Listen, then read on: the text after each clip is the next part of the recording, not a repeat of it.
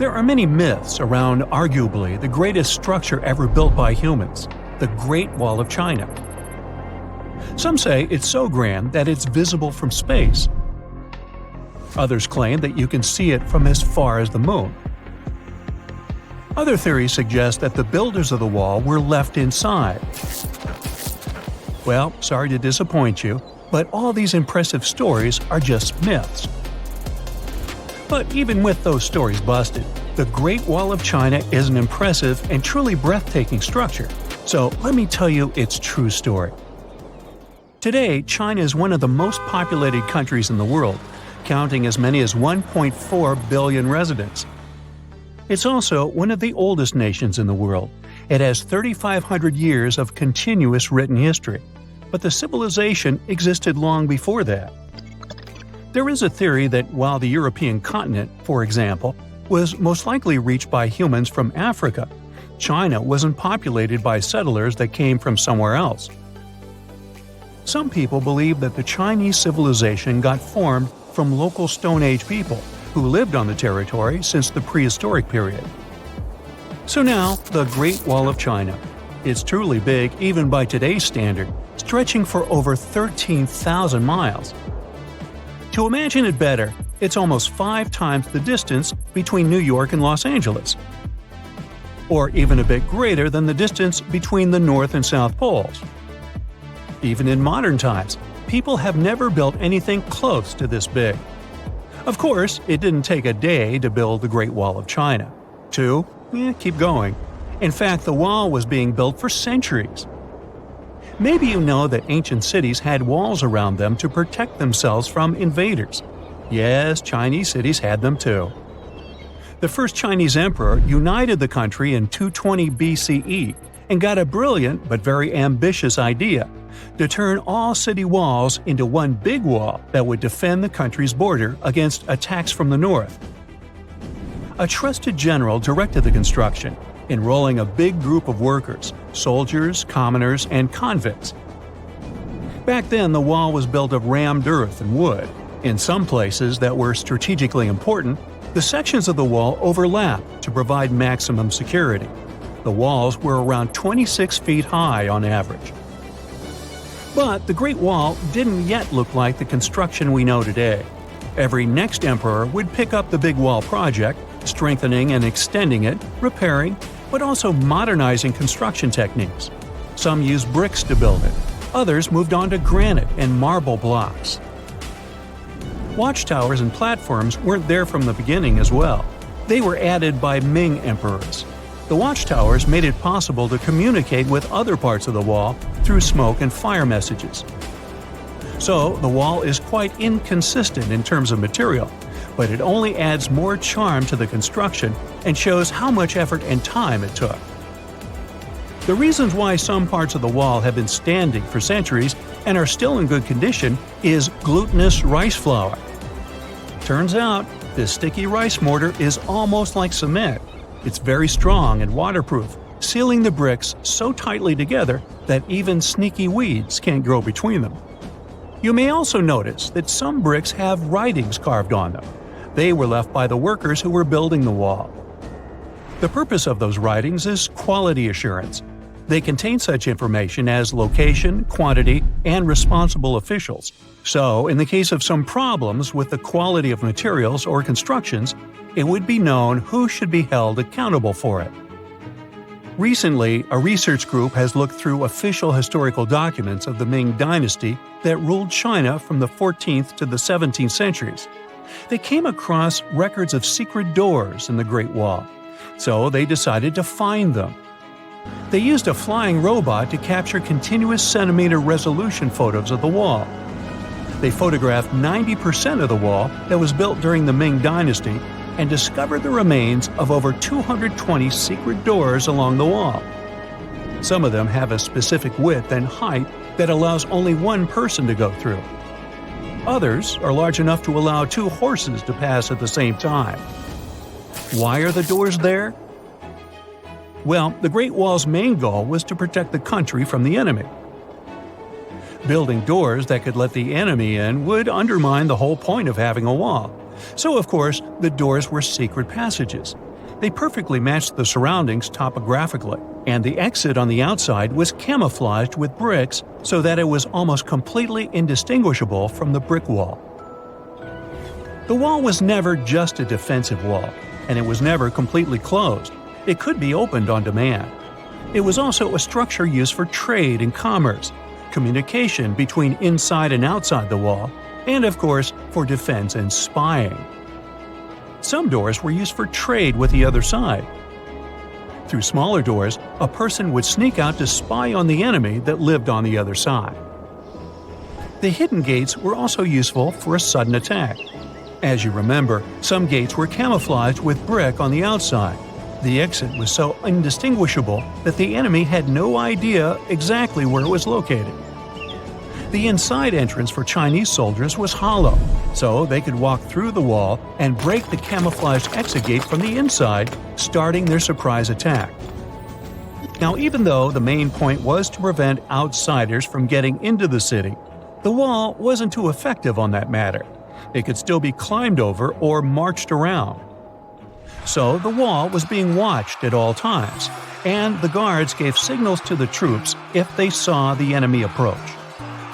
Also, the wall provided more time to mobilize and bulk up the country's forces or lure the enemy troops into a difficult strategic position. The construction stopped at the end of the 19th century. The wall lost its strategic and military importance due to technological advances. Over the centuries to today, only 8% of the Great Wall is in good condition, and the rest is damaged. Also, around 1/3 of the wall has disappeared without a trace, due to both natural erosion and human damage. I guess you could say it's now just a pretty good wall. As you remember, the first parts of the wall were built out of rammed earth and wood. These are not the most unfailing materials if we're talking about thousands of years. Also, destructive farming methods have turned large areas into a desert and contributed to erosion. Also, many bricks were taken away from the wall in the last century to be used in building farms and houses. The wall is being deconstructed stone by stone even today, but this time by tourists. Quite a few of them take a stone as a souvenir. That's a total of a lot of stones, considering that over 10 million tourists visit the Great Wall every year. Since 1987, the wall has been a UNESCO World Heritage Site, highlighting that it has an outstanding importance to humanity. The wall is one of China's 56 World Heritage Sites, second place among countries with landmarks protected by UNESCO. Who's first, you ask? Well, the top spot, with 58 World Heritage Sites, belongs to Italy. And do you know that the wall isn't only a famous tourist attraction, but also the location of the Great Wall Marathon? It's a marathon that was established in 1999 and is one of the most challenging ones in the world. You guessed right, people run along the wall, including all the steps. There are 3 distances, so that participants can run a full marathon that is 26 miles, a half marathon that's 13 miles, or just have a fun run of 5 miles. Imagine this. What if the legendary Garden of Eden wasn't in Mesopotamia at all, but directly beneath Egypt's Great Pyramid?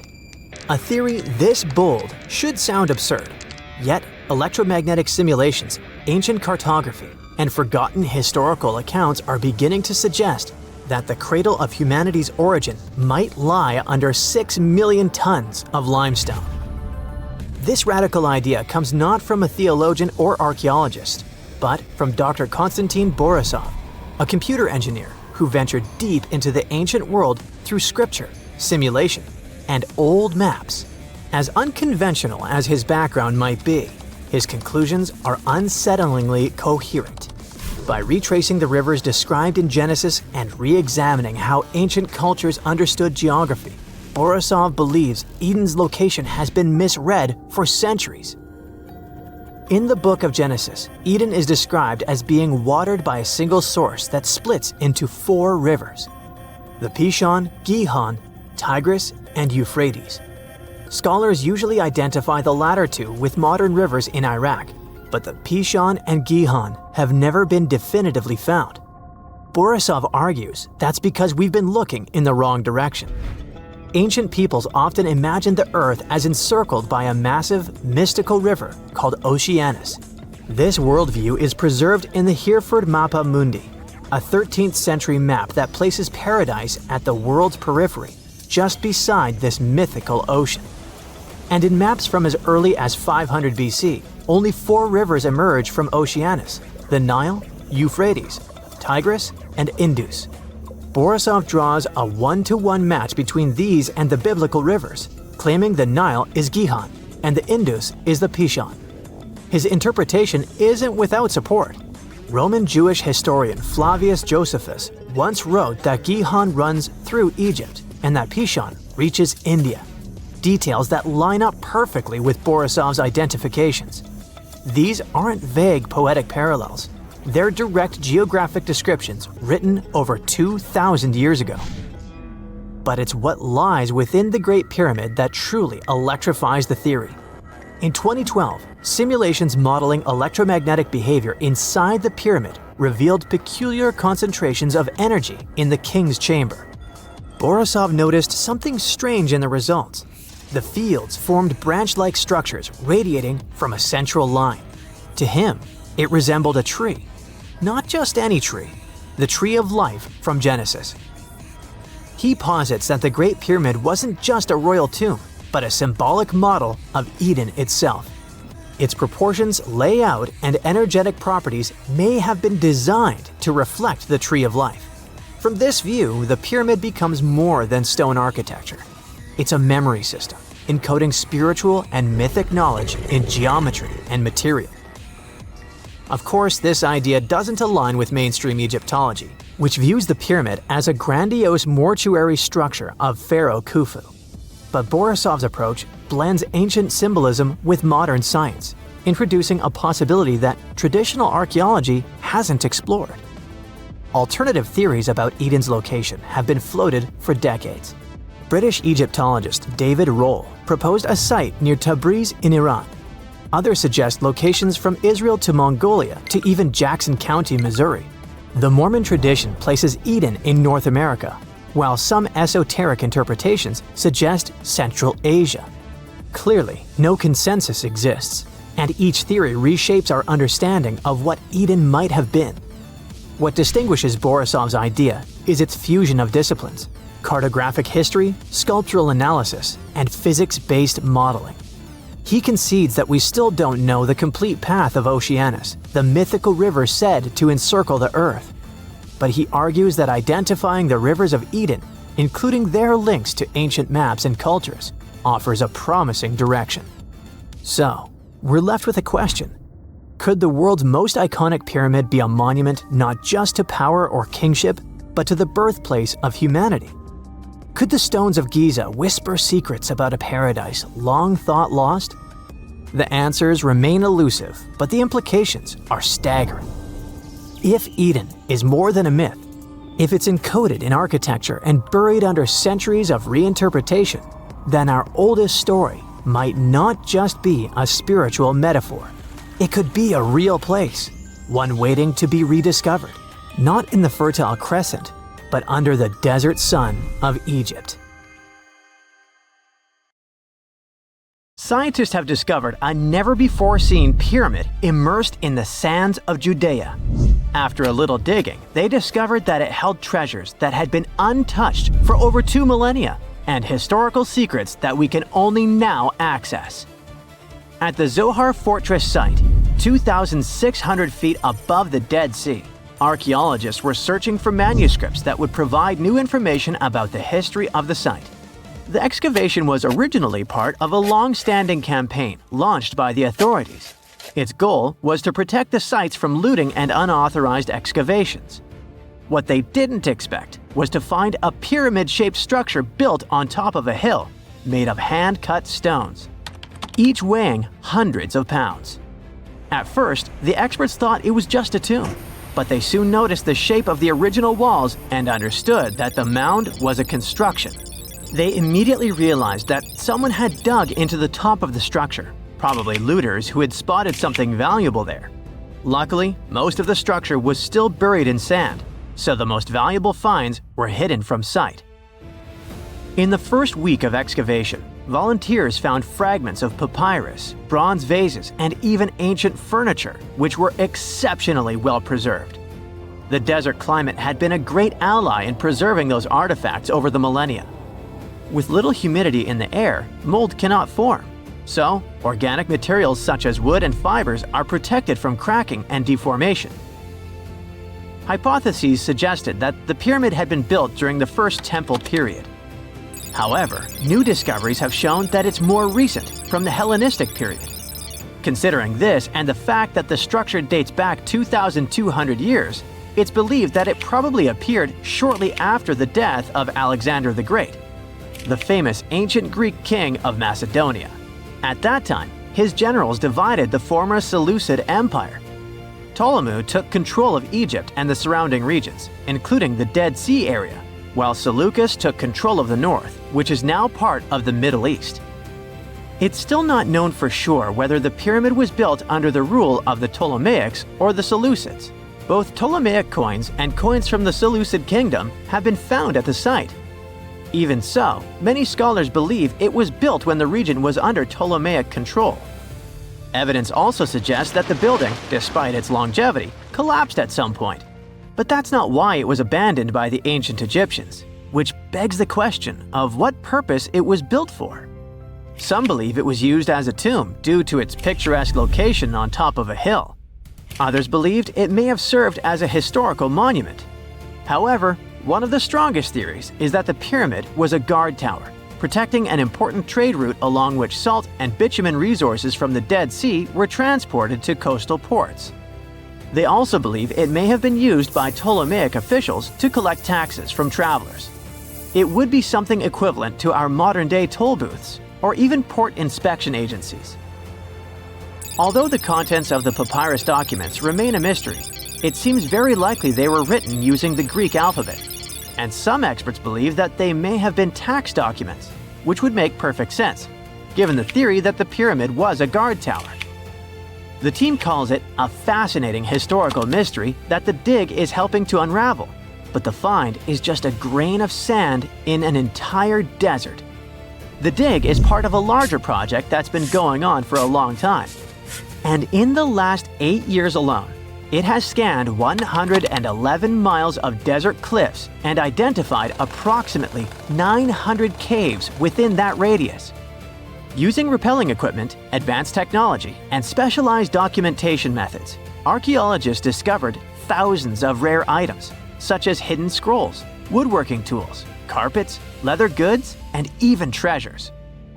For them, the Judean desert is an ancient vault just waiting to be opened to reveal its secrets. A few years before they found the mysterious pyramid, they discovered a cave that had served as a refuge for Jewish rebels almost 1,900 years ago. The site was about 262 feet from the top of a cliff, and because of its difficult access, it hadn't been explored yet. Inside, they found previously unpublished fragments of the Dead Sea Scrolls that contained religious passages written in Greek. 11 lines of text were reconstructed thanks to the good condition of the papyri. So, scientists were able to identify their etymological content. Probably the best thing, there was no problem with preservation. Thanks to the dry and hot conditions of the desert, the artifacts were in impeccable condition. And there were other historical treasures there. The teams found rare coins, a partially mummified skeleton over 6,000 years old, with skin, tendons, and even strands of hair. There was also a giant basket made of plant fibers, considered the oldest in the world, more than 10,000 years old. With a capacity of up to 26 gallons, it was made about 1,000 years before the invention of ceramics. Speaking of historical treasures, there's another one that has caught the attention of the scientific community. A small piece of fabric that is around 3,800 years old. But it's more than just simple fabric. Dyed with the rare scarlet paint mentioned many times in ancient religious texts, this find is the oldest known evidence of fabric painted with a dye made from insects, known as scarlet worms. This is where the intense red hue comes from. It was a highly valued color, like royal blue and purple, because those insects lived in oak trees and could only be harvested for a short period during the year.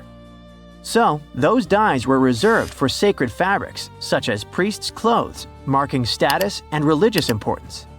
And although this discovery had great significance for archaeology, its size was actually tiny, measuring less than 1 inch.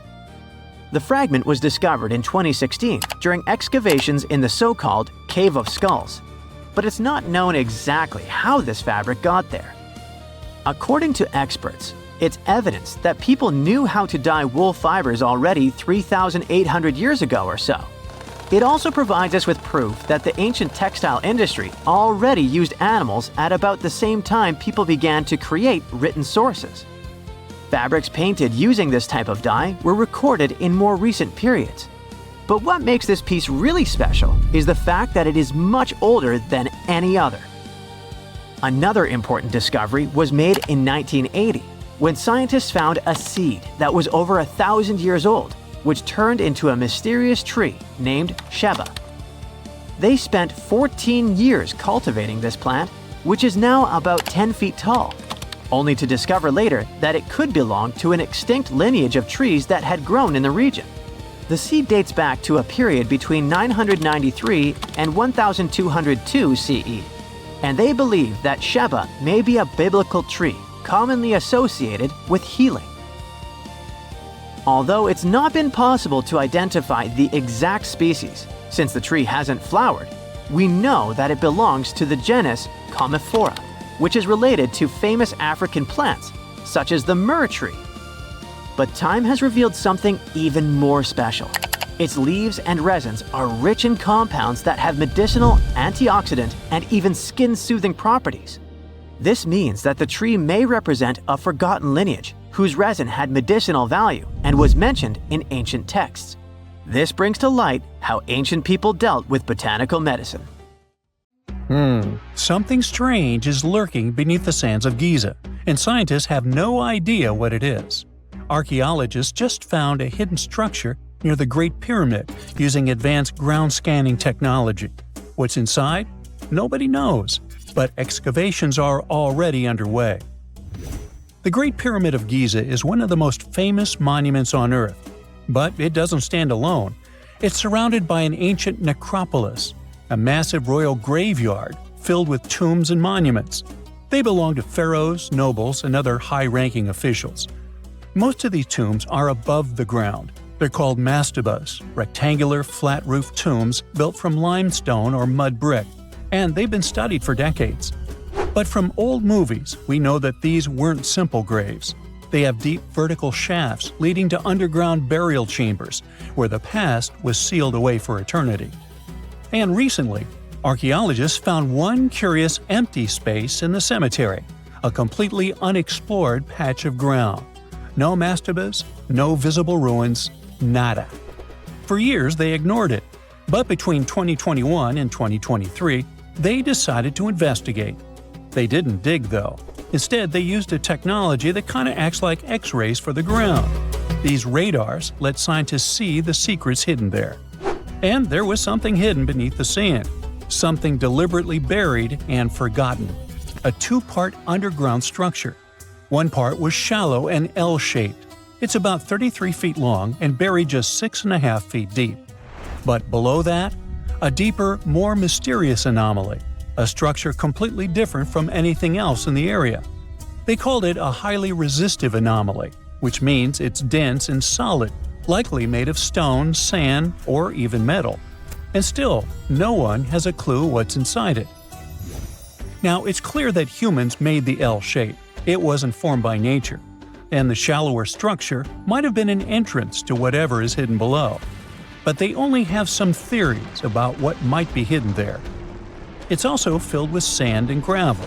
It was probably deliberately backfilled after its construction, perhaps to preserve this. Why? Well, we don't know yet.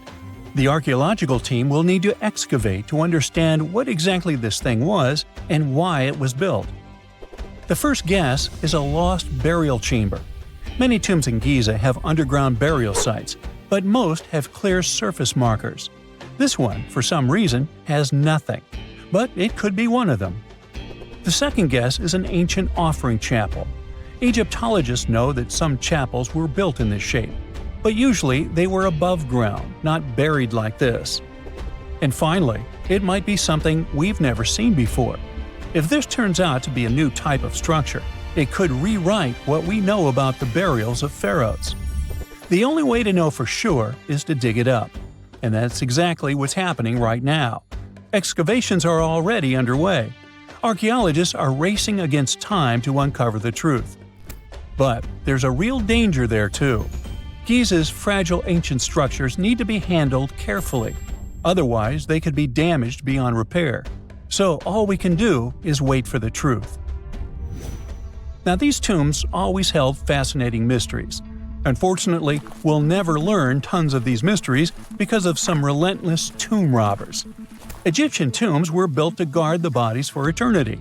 But that absolutely didn't stop people from breaking in and stealing everything valuable inside. They've been bothering these ancient sites for thousands of years, starting way back in Pharaoh's times. Many of the most famous tombs, including those in Giza, Saqqara, and the Valley of the Kings, were looted. It was a common practice in ancient Egypt. And they were serious about this whole thing. They dug secret tunnels to bypass traps and walls, bribed or threatened tomb workers to get inside knowledge, cracked open sarcophagi to grab gold, jewelry, and artifacts. And by the time modern archaeologists got to most of these tombs, they had already been picked clean. The reigning pharaohs got tired of this infuriating nonsense. The Valley of the Kings, the famous burial ground of Egyptian royalty, was supposed to be the ultimate safe zone. Tombs were built deep underground, hidden in the desert. Passages were sealed with giant stone blocks. False doors and traps were added to confuse thieves. Even curses were written on the walls, warnings of horrible endings for anyone who dared to disturb the tomb, which is exactly where we got all those horror stories about mummies from. Spoiler alert, none of it worked. Most tombs in the Valley of the Kings were fully robbed within 100 years of being sealed. Even King Tutankhamun's tomb, one of the most famous in history, was broken into twice in ancient times. Some of them decided to try and fight back. The New Kingdom rulers built hidden unmarked tombs in a way that should have prevented the looters from finding them, but didn't work. Some pharaohs, like Ramses II, were moved in secret to prevent their bodies from being stolen. Nope, didn't matter. The grave robbers always won. That's because tomb raiders weren't just random thieves. They were skilled, organized, and well-connected. They knew exactly where to look. Many were the ones who had built these sites in the first place, and they knew where the entrances were. If they couldn't smash through the doors, they'd dig through the walls, floors, and even ceilings to break inside. They also worked fast, often within a few years after the tombs were sealed, before anyone forgot where the valuable stuff was. The Khufu's pyramid, the one that's next to this newly discovered structure, was looted long before modern times. The one thing left inside when explorers got there? An empty granite box where the sarcophagus used to be. Unfortunately, it's not just about gold. History itself gets stolen during these raids. Ancient Egyptians wrote detailed records of what exactly and where they buried. So when archaeologists compare these lists to what's found, they can see what's missing, which is often everything valuable. Most artifacts don't end up in museums. They just disappear into private collections, where they can never be studied again. Which is, of course, completely unfair. In fact, a few countries have had enough and started passing laws to take historical artifacts back from private collectors. In Italy, if you own an ancient Roman artifact, you must prove you got it legally. China is actively hunting down stolen artifacts, and they must find ways to retrieve it back from the Western collectors. In Egypt, they passed new laws making it illegal for private citizens to own any ancient Egyptian artifacts at all. Other countries, like the US, the UK, Germany, or Switzerland, are completely fine with rich guys owning their history. The British Museum is built on looted things. European empires invaded half the planet and took whatever they wanted back home. Their museums are often full of such stolen artifacts, and unfortunately, they refuse to give most of them back. For example, the Rosetta Stone. It was taken from Egypt by Napoleon's army, then stolen again by the British after they beat the French. Egypt has been demanding to return for years, but they still can't get it back. Or the Parthenon marbles. These magnificent massive Greek structures were taken from the Parthenon in Athens by a British lord in the 19th century. Greece has been begging for them back ever since, but the UK doesn't feel like it. Not to mention tons of Mesoamerican artifacts, scattered in various museums across the world. European explorers raided Mayan and Aztec temples, took statues, jewelry, and sacred objects, and now Mexico is fighting to get them back. Well, wouldn't it be surprising even if this mysterious underground chamber has somehow been looted already? But if it's a newly found place, could it be one of the few that escaped the hands of grave robbers? Could there still be ancient artifacts, untouched for 4,500 years?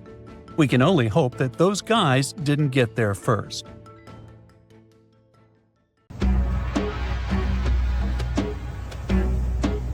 This is not a dune set.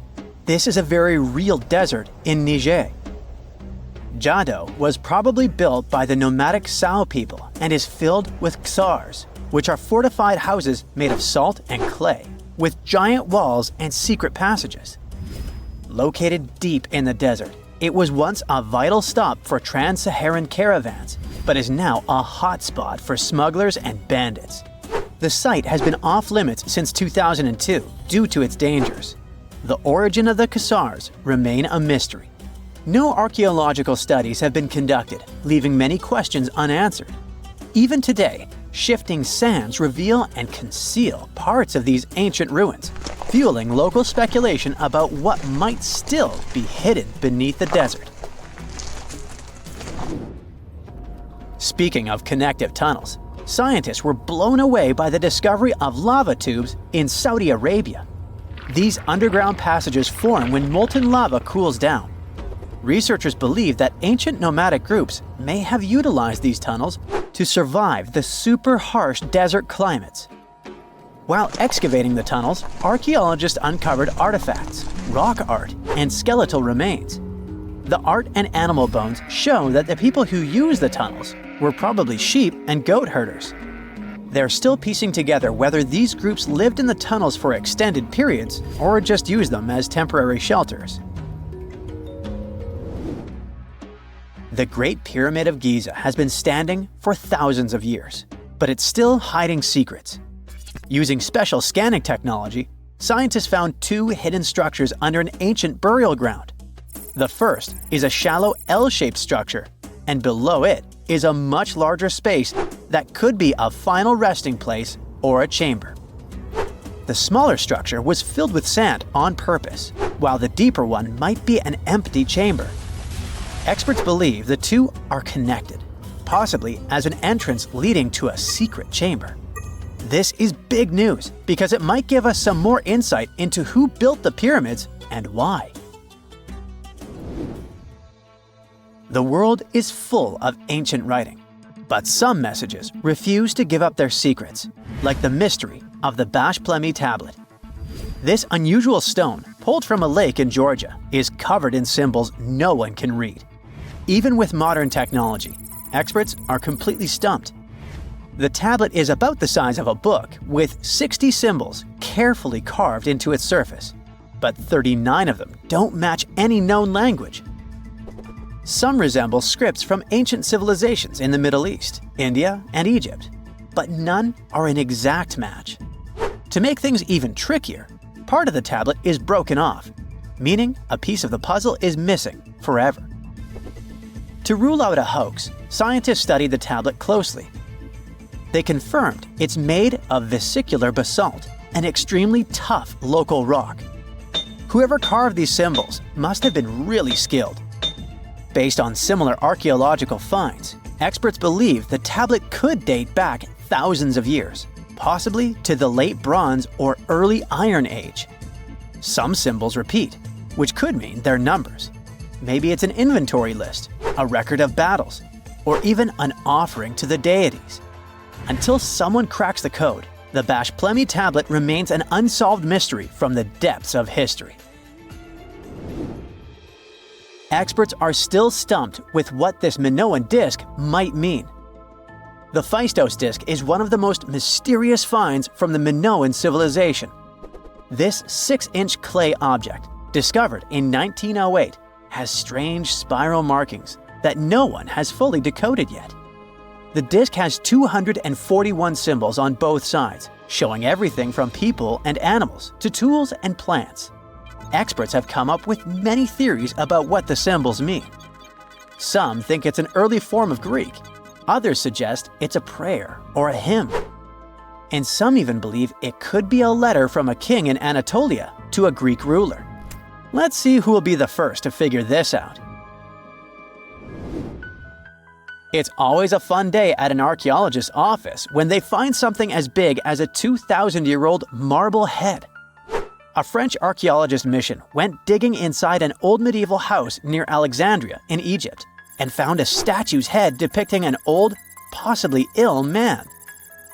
This statue dates from the last Egyptian dynasty before it became part of the Roman Empire, and the site where it was found is associated with the likes of Cleopatra and Mark Antony.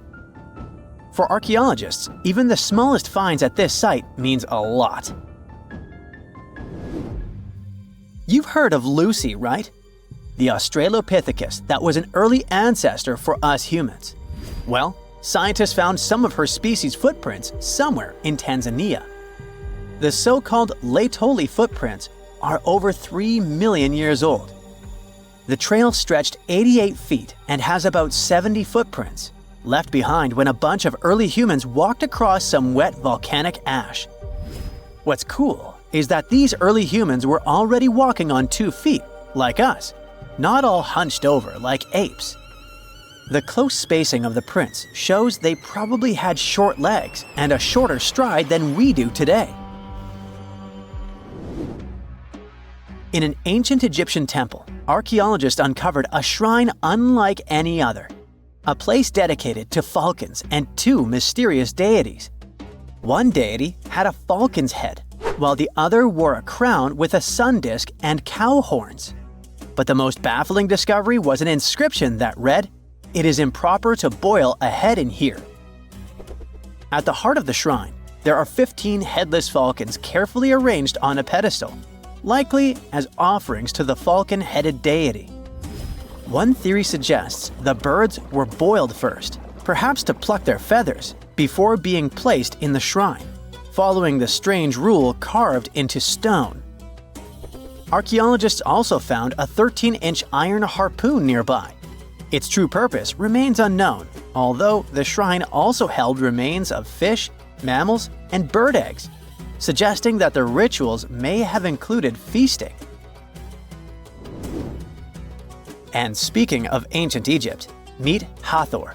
Scientists named her after the ancient Egyptian deity of motherhood, music, and singing. This wooden statue, housed at the Metropolitan Museum of Art, was thought to be just a beautiful artifact, until a surprising secret was uncovered. Using an X-ray machine, experts found a mechanical operating system inside it, with pulleys and axles connecting her shoulder to her left leg. When activated, the system made her hand raise and lower, an engineering marvel from over 3,000 years ago. The statue was created during Egypt's Middle Kingdom, around 1800 BCE, and is often compared to 19th century automata due to its advanced design. It's believed the statue was used in religious ceremonies, symbolizing Hathor's role in dance and music. An unexpected discovery happened in northern Kuwait, where a Kuwaiti-Polish team uncovered a mysterious 7,500-year-old statue.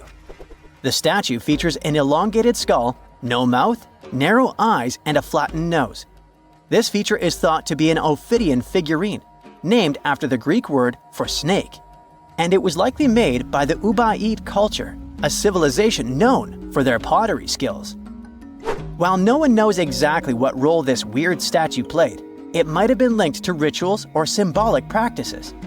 Some scientists think these figurines, found in homes or final resting places, were tied to important cultural beliefs. We couldn't mention unresolved mysteries of this world without speaking about these elongated skulls. In the deserts of Peru, researchers uncovered 5 ancient skeletons, 2 with unnaturally elongated skulls. While head shaping was common in many cultures, these skulls defy explanation. Local legends tell tales of the so-called gentiles, a mysterious race banished underground by the powerful deities. Some say this is what the skulls represent.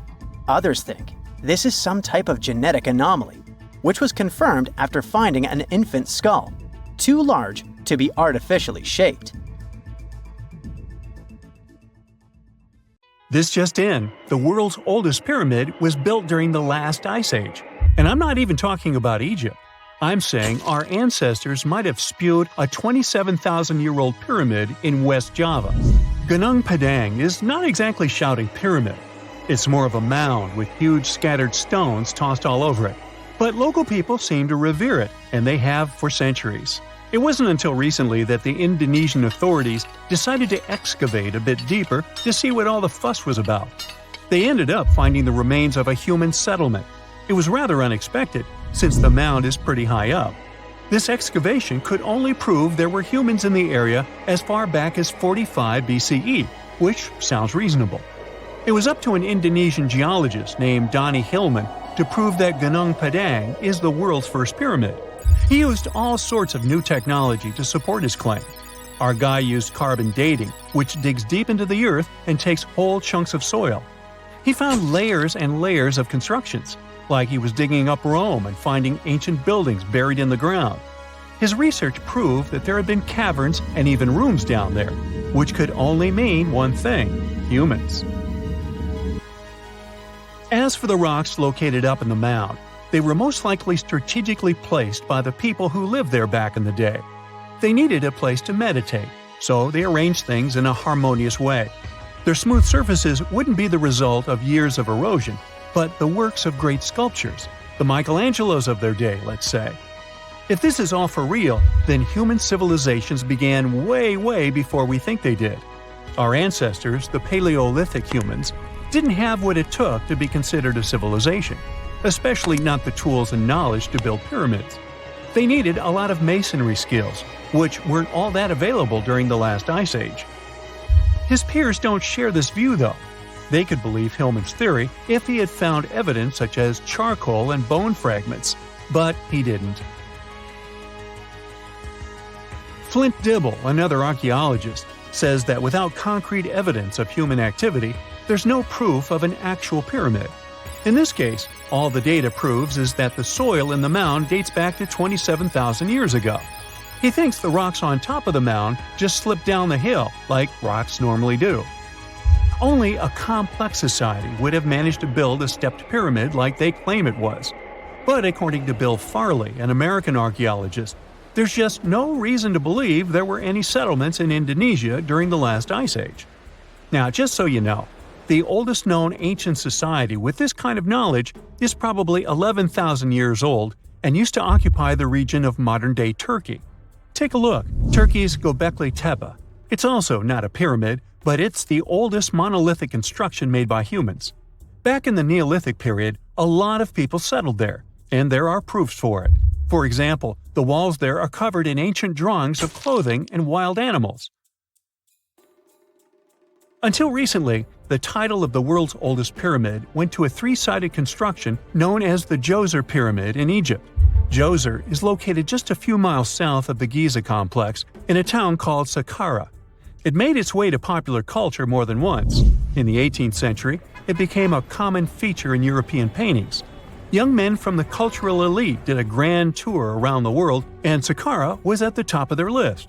It was also featured in the video game Assassin's Creed, with a digital representation way more accurate than many historical drawings of the thing. That was kind of a big deal in ancient Egypt, to build pyramids for kings to spend their afterlives. And if you thought the Khufu pyramid was the oldest one in the world, well, Djoser was built 70 years ahead of that time.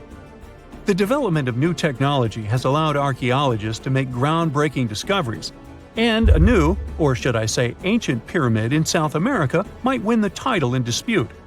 It turns out that pyramids were also pretty fashionable in the Americas in the old days. Among them are the iconic pyramids of Guatemala's Tikal temple complex, the same ones that appeared in Star Wars No. 4. But to find the oldest pyramid in the Americas, one would have to travel to Peru. Deep in the Peruvian desert, archaeologists stumbled upon a sprawling ancient metropolis known as Caral. At first, researchers believed that the settlement was pretty recent, since the site was way too complex for ancient technology to handle it. As we said, Caral is a desert town, like Las Vegas, but without all the hoopla. This means no easy access to water. And for cities like these to thrive, they need a considerable irrigation system, which leads us back to complex technologies. The Peruvians surprised us all with this new discovery. This site was huge, filled with an amphitheater, houses, and religious buildings. The whole thing probably sprawled through 370 acres. And when scientists went to test their initial hypothesis using radiocarbon dating, they found that the city probably sprung around 2027 BCE. On the site, archaeologists found 6 pyramids that could possibly predate the one in Saqqara. As far as they know, both civilizations coexisted in the same time period, in opposite parts of the world. But since researchers can't pinpoint the exact age of Caral's pyramids, it's pretty hard to guess which civilization completed their pyramid first. If only we had a crystal ball. Now, it just so happens that the shape of a pyramid is something that nature is able to produce all on its own, leaving us modern-day humans a bit confused. A classic example is the Japanese site of Yaonagani, which also goes by the name of Japan's Atlantis. The entire monument is about the size of 5 football fields and the height of a 5-story building. Explorers and scientists believe that Yaonagani dates back to 10,000 years ago. For Japan's top marine geologist, Professor Masaki Kimura, Yaonagani is the heritage of a lost civilization. Kimura has dived into exploring the ruins over 100 times over the past 10 years. To him, there are clear signs of human activity down there. Check out this triangular-shaped pool on the monument's surface. Kimura thinks it's actual proof of humans, because this triangle-shaped concave is a historical symbol of water fountains in the region. As it happens with a lot of these cases, not all scientists are convinced the same. For many, Yaonagani is probably the result of thousands of years of erosion, and the fact that the monument is composed of one massive rock leads them to believe it is not really human-made. Sure, these huge basalt columns may look like the ruins of a palace, but they're most likely the result of the intense volcanic activity in the region. And speaking of natural formations that really look like a human made it, a pyramid on Mars has been a hot topic lately. Humans have been keenly trying to prove that there is life on Mars for quite some time. But some are stretching it really far, saying that little green or gray people built a pyramid on the planet to try and build their own civilization. This picture was taken over a decade ago by the Mars Reconnaissance Orbiter, the MRO, but it started to resurface recently. It shows what looks like a 3-sided pyramid. Some people claim that the smooth side of the pyramid could only be the effect of otherworldly work. Then science comes along and explains that Mars is home to one of the deepest canyon systems in the whole solar system. The so-called pyramid is located in what is known as the Kandor-Chasma region. This Martian region has a bunch of similar formations that are nothing more than the result of erosion. Nothing supernatural going on there, apparently. Hi there! I invite you to look at some of the coolest phenomena Mother Nature has. I'll start with the red sky. I admit that this scenery is kinda scary, as if it's a scene from a movie. How can our blue sky turn red? Zhoushan's authorities assured people that this abnormality wasn't related to solar activity. This tint appeared due to the refraction of red lights from fishing boats. That day, the weather was foggy and cloudy. The light got reflected from the low-hanging clouds. When weather conditions are right, aerosol particles and droplets of other liquids in the atmosphere refract and scatter the light. In this case, the light source was on fishing boats. Since we started with reflections, we can continue with a forest in Japan that looks as if it's come straight out of a fairy tale. It turns out there are real mushrooms that glow in the dark. They're known as forest fairies, but their official name is the Mycena lux sealy. They're bioluminescent fungi. It means that they glow. These mystical-looking mushrooms are scattered all over old trees and soft ground. You can see them in several different forests in Japan. They've been attracting tourists for many years, since they were first discovered in the 1950s. It makes me feel like I'm looking at a picture from a secret neon-themed party in the woods. Moving on from one mesmerizing forest to another, this one is underwater. There are lakes and there are forests. Kandy Lake in Kazakhstan offers you one inside the other. The lake is almost 100 feet deep. It has a beautiful turquoise lime color, and the submerged trees are seen below the surface. An earthquake in 1911 is the reason why this sunken forest formed. The quake created a huge limestone landslide that formed a natural dam. Rain and water filled the dam. The water covers the tree roots entirely, yet their top parts remain above the surface. This gives the lake a spooky vibe, especially if the weather is foggy. What does it look like under the water? Don't hurry to put on a scuba diving suit. No need to dive in, because you can see the lake's depths from the shore too. The water is super clear. There aren't many rotten tree trunks.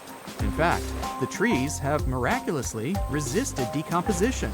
You can even see the needles on their branches. You can thank the lake's consistent temperature for that. No matter the season, the temperature rarely goes higher than 43 degrees Fahrenheit. In the winter, the lake gets frozen, and people go fishing and ice diving. You can still enjoy the view through the crystal clear ice layer. The next dream destination is Bolivia. Imagine standing on a 4,000 square mile mirror. You can do that in Salar de Uyuni. It's the world's largest natural mirror, since it's a reflective salt flat. The surface is so flat as a result of thousands of years of transformations that happened to several prehistoric lakes. There are other lakes close by, and when they flow into this one, the flat surface turns into a, well, I'll say lake, but it's around 20 inches deep. Yes, the water layer is super shallow, but that's enough to transform the area into a giant mirror. For most animals, this area is non-habitable because of harsh living conditions. Yet flamingos visit this lake's chain of pristine lagoons to feed and breed.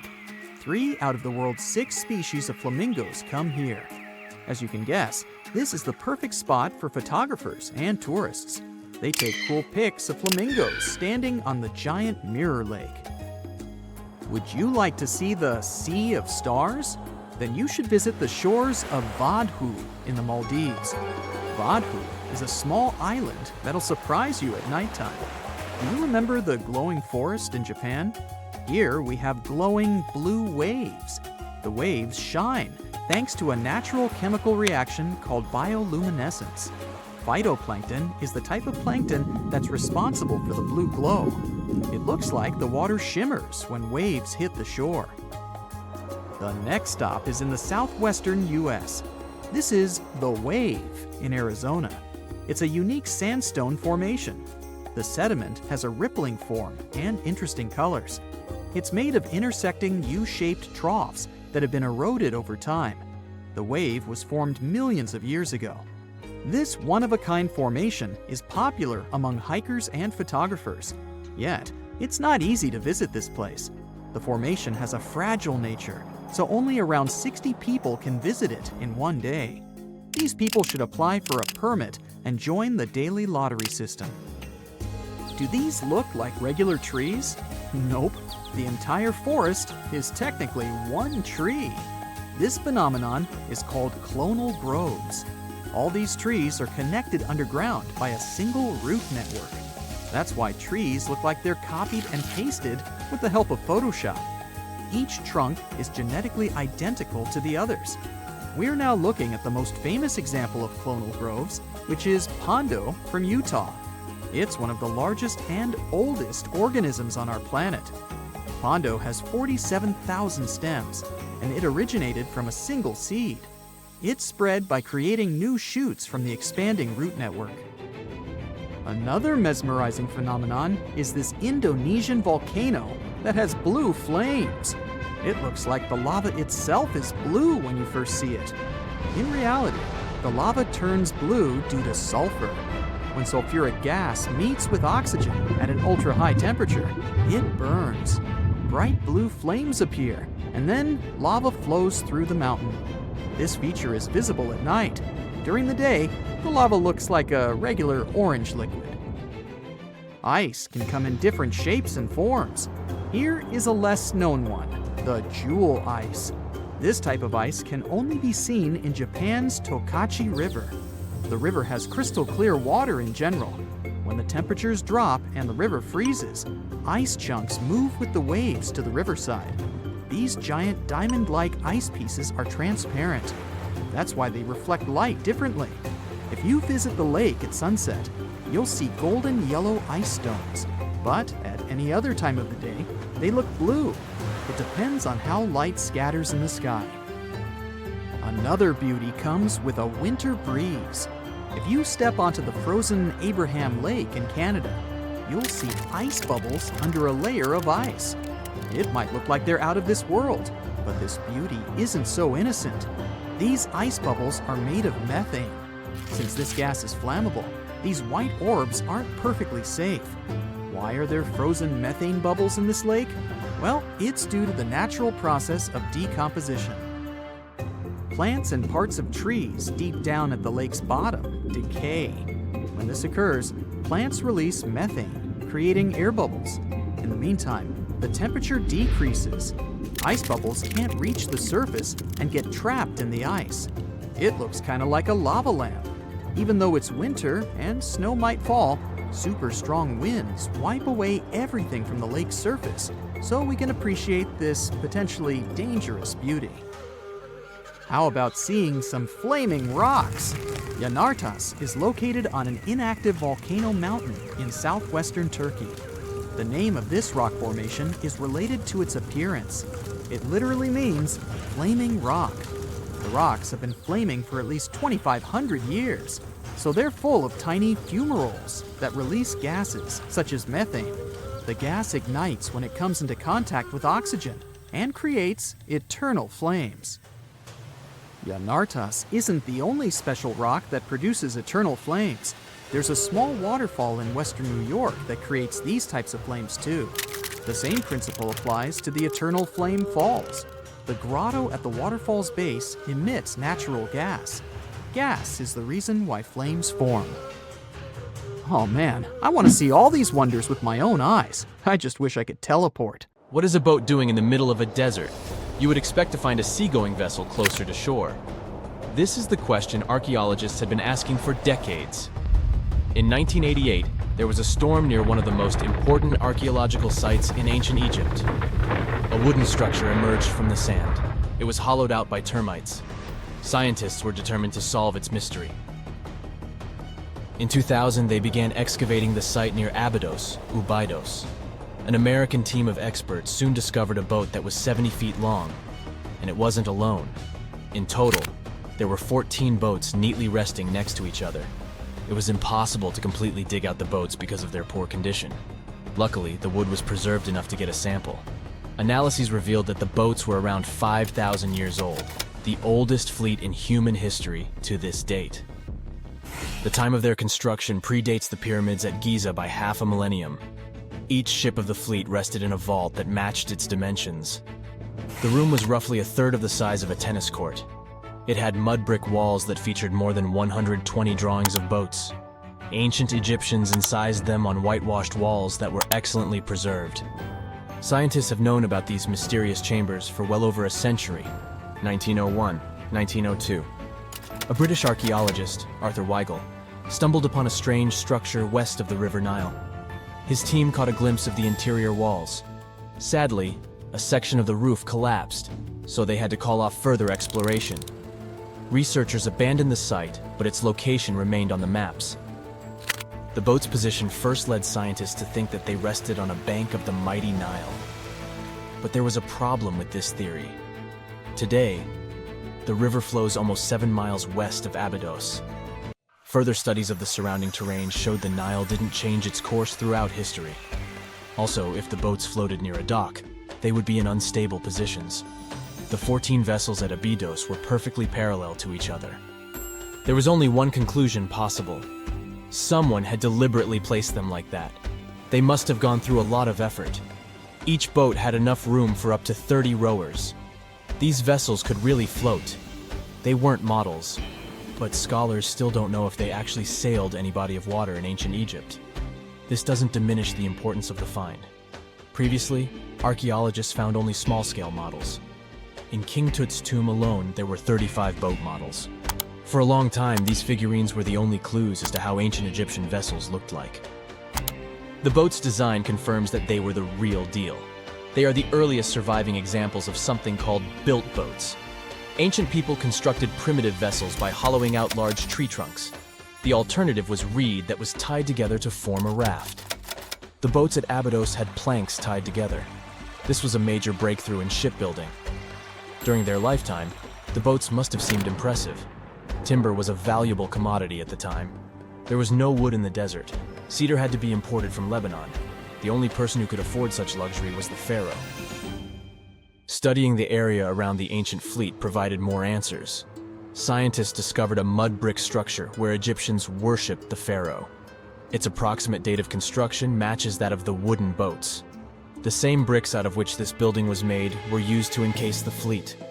At the time of their construction, the rooms they were stored in had a ceiling. That's the section that archaeologists stumbled upon in the early 20th century.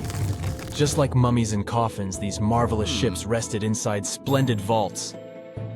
The exterior of these rooms was also impressive. The outer walls originally had a plaster of white limestone.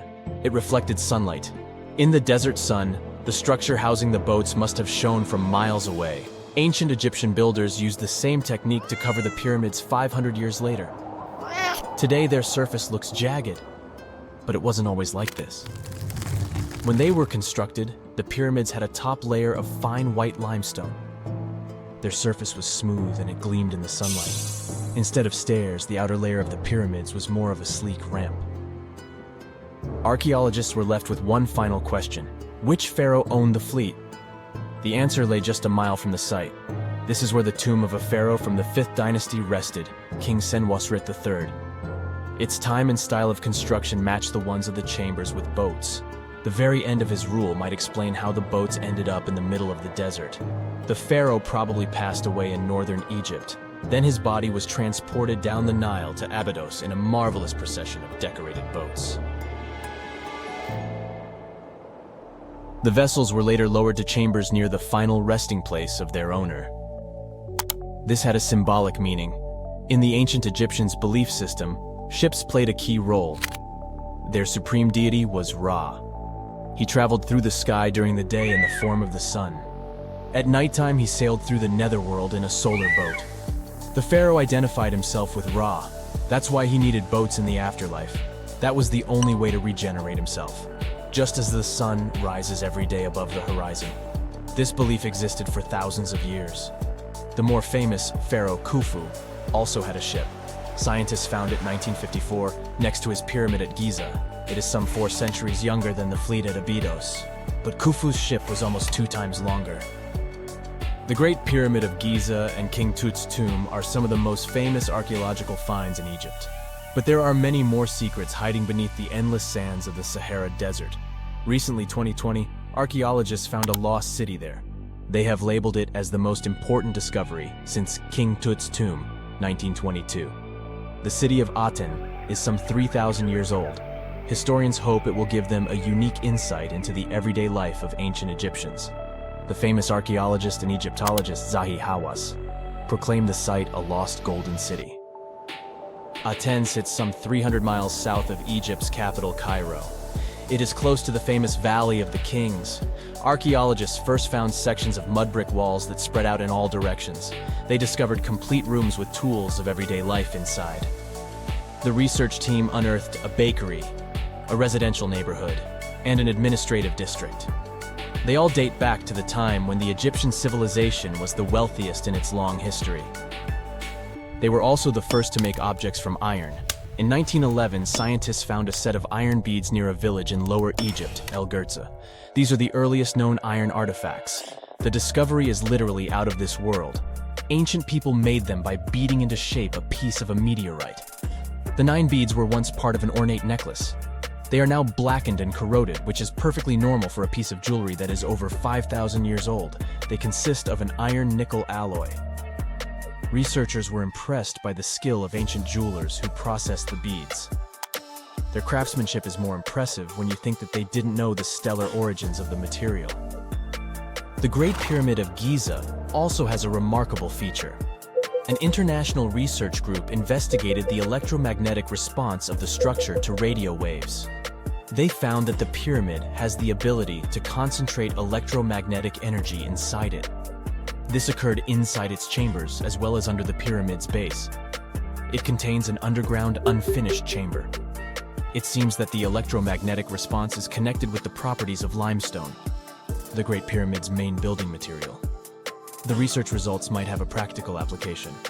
The way solar cells and nanosensors function could be improved by this remarkable find. They found the tomb of a royal doctor who lived over 4,000 years ago, a man who held pharaohs' lives in his hands. This man knew secrets that only deities and kings were allowed to hear. And yet, when they opened his tomb in 2024, there was no body, just vivid paintings, untouched by time, and cryptic symbols carved into stone. Who was he, and why was he buried with spells linked to a scorpion deity? The tomb was buried deep beneath the sands of Saqqara. The doctor's name was Tete-Nebe-Fu. He lived around 4,100 years ago, during one of Egypt's most mysterious turning points, right at the edge of glory and collapse. These were the final days of Egypt's Old Kingdom. The sun still glinted off freshly built pyramids, but the shadows were already creeping in. The pharaoh, Pepi II, had ruled longer than anyone before him, 90 years. But by the end of his reign, the country was cracking. The power was slipping, the regional leaders were rising, and the Nile floods grew unpredictable. In this shaky period, the mysterious doctor thrived. His tomb was discovered by a Swiss-French archaeological team in the shadows of old pyramids. The weirdest part was that when they uncovered his burial chamber, they found no body, no golden treasures either. Unfortunately, the tomb had been robbed long ago. But what remained was something even more fascinating: the words and images left on the walls. The paintings are still vibrant, bright colors that somehow survived all those years underground. The walls show jars, containers, strange abstract patterns, and geometric shapes. And then there are hieroglyphs, lines and lines of sacred script carved with precision, like someone had poured their soul into every curve. These inscriptions revealed who Tete-Nebe-Fu truly was. Turns out, he wasn't just any doctor. He was the conjurer of Serket. Now, Serket was the female deity of scorpions, sacred and terrifying. Egyptians believed she could stop venom, heal bites, and protect the living from toxic elements. The title, Conjurer of Serket, meant Tete-Nebe-Fu was a specialist in treating dangerous stings and bites. And if he got an entire tomb for himself, he may have been Egypt's top expert in those things, a man who healed with both medicine and magic.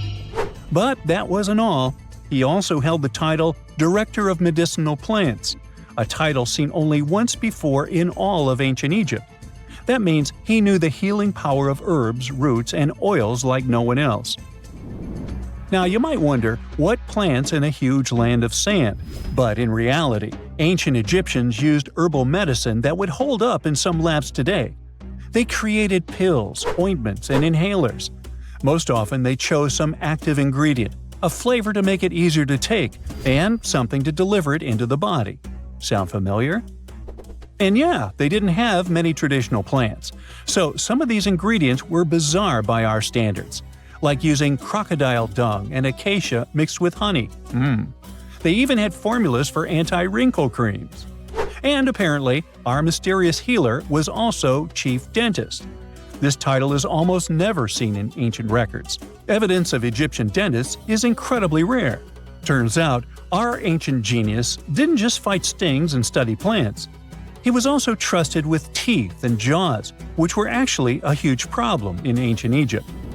These people may have built wonders, but their teeth paid the price. Ancient Egyptians constantly caught grains of sand in their mouths. They often ate grit-filled bread and raw vegetables, which wore down enamel and caused a horrible condition called attrition. This led to tons of problems, including tooth loss. They had to improvise back in the day. For example, crafting the world's oldest known toothpaste from crushed rock, mint, and pepper, which ironically only made things worse for the gums. Or a toothpaste from things like eggshells, pumice, and natron, a salty mineral used for cleaning. They were also inventing mouthwashes from celery, bran, and herbs to ease the problem. Some mummies were even found with crude metal braces and gold wires attaching missing teeth. Though we're not sure if these were for the living, or was it just a nice little addition added as an afterlife gift. So, Teti Nebi Fu specialized in all these fields. 3 rare titles for one man. Now, back in the day, he must have been admired as incredibly knowledgeable. In a world without modern science, he would have been like a sorcerer who knows how some leaf or bark could save a life. That's why archaeologists believe Teti Nebi Fu wasn't just any doctor. He was, most likely, the royal physician, the one who treated the pharaoh himself. We don't know for sure which king he served. Maybe it was Pepi II, and who knows, maybe that's why the guy lived so long. But if that was the case, Teti Nebi Fu may have lived through the final moments of the Old Kingdom, watching the Golden Age crumble from inside the palace walls.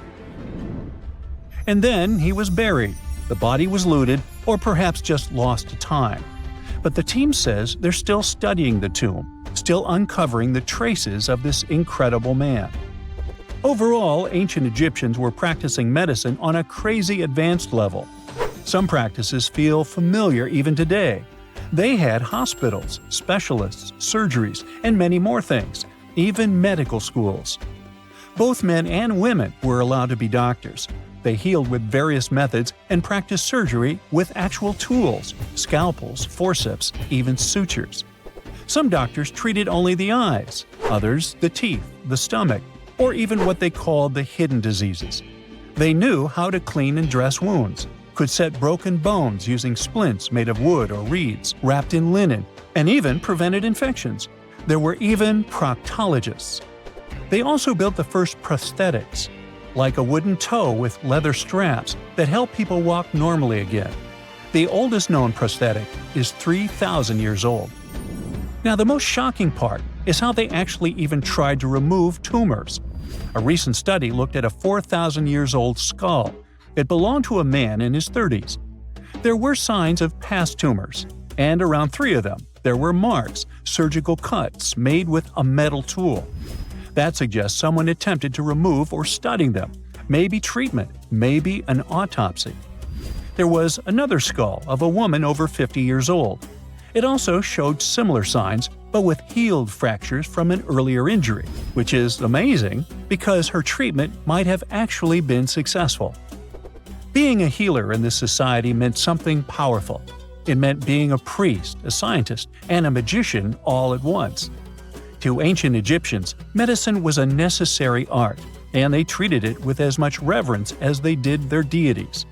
That's because they believed that sickness could be both physical and spiritual. So a doctor could recite a spell while applying a salve, and a lot of their treatments worked.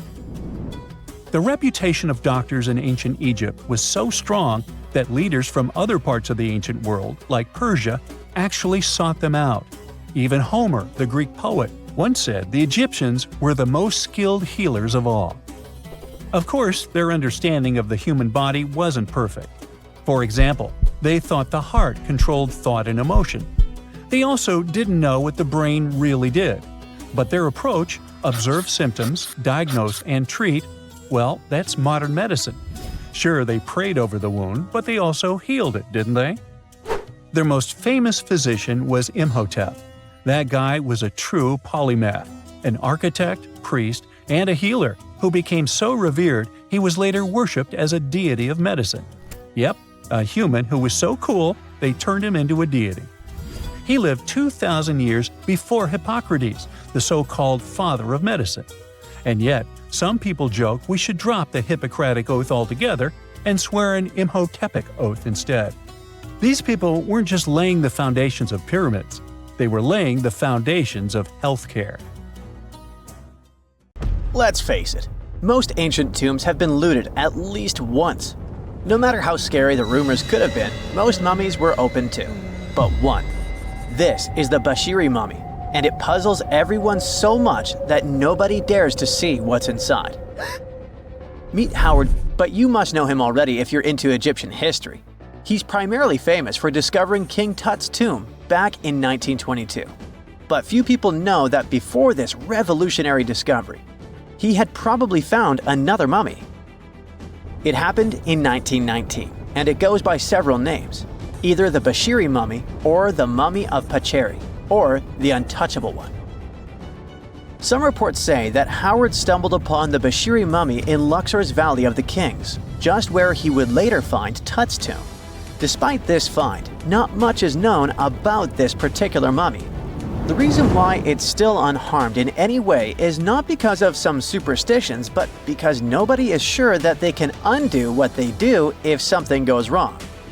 The mummy is so intricately wrapped that researchers never unfurled it for fear of irreversible damage.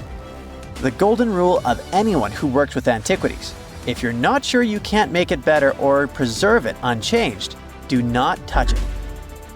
History knows many examples of ancient relics ruined beyond repair, say Ecce Homo, or smiling statue restoration.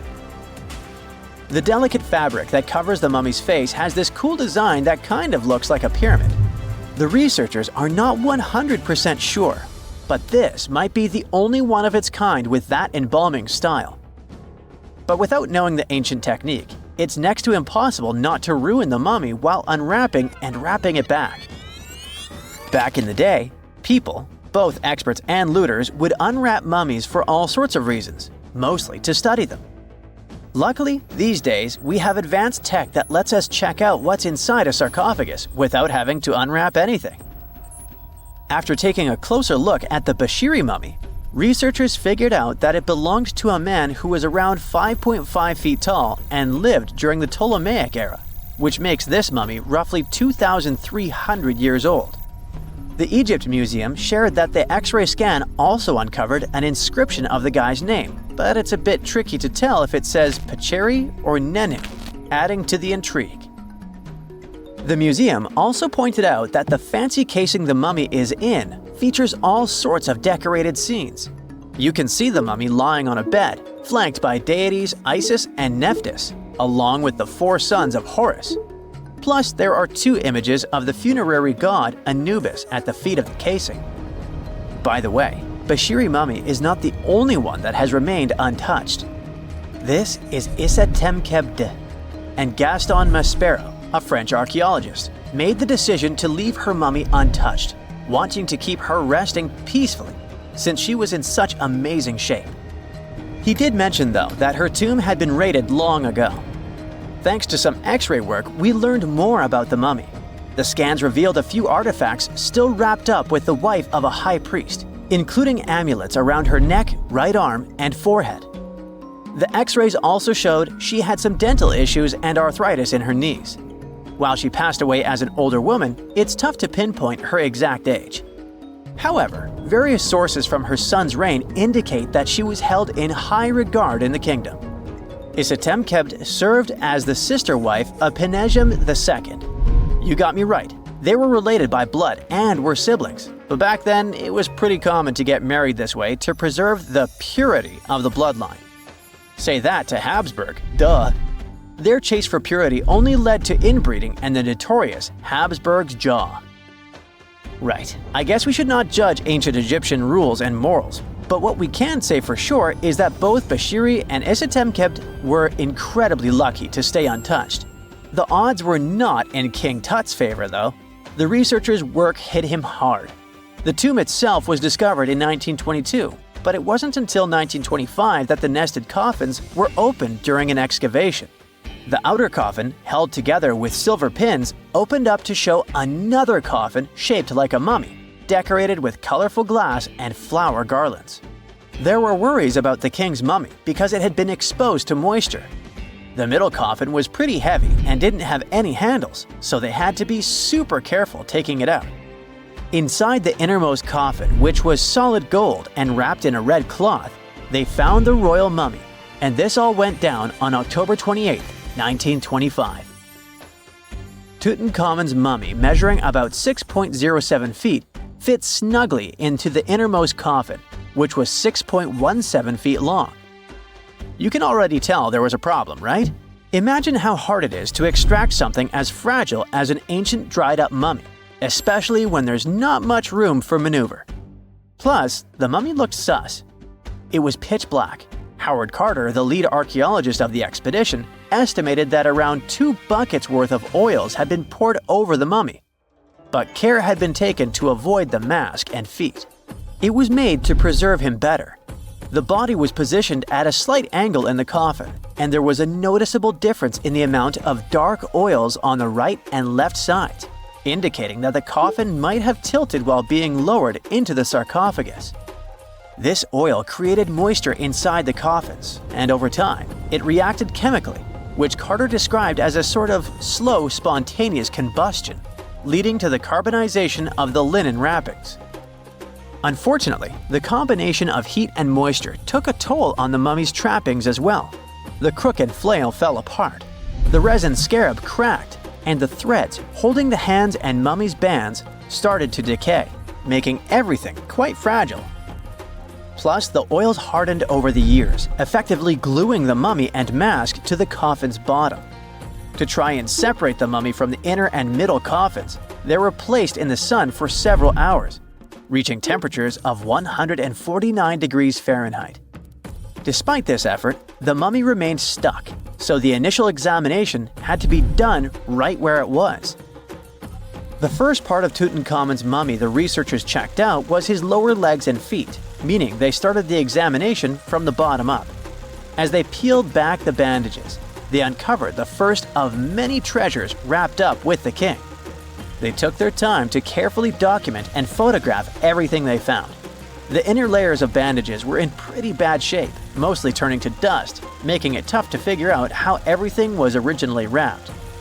Still, the overall methods matched what was seen in other nobles' mummies from that time. Lots of folded linen pads were used to shape the torso and thighs. The outer and inner bandages were made from fine linen, while the middle layers were coarser. They had some intricate bandaging around the shoulders and chest with a similar style around the groin. Each limb, along with fingers and toes, which were fitted with gold caps, was wrapped separately. Tutankhamun even wore gold foil sandals on his feet. They hoped to separate the mummy from the coffin by removing the outer bandages, but the resins had stuck the body to the coffin. So, the researchers ended up chiseling it out. To do this, they had to cut the torso in half at the hips and disarticulate the arms to continue unwrapping. Each part was treated with hot paraffin wax for stability, and later the hands and feet were reattached with resin. Finally, they used hot knives to detach the head from the mask. To check the teeth, it was decided to make an incision around the jaw and neck, which was later fixed with resin. So technically, the scientists did all they could to preserve the mummy, but still, in a way, it ended up being damaged beyond repair. What do you think? Should they have left it in the coffin? Or did they do the right thing? Let us know in the comments.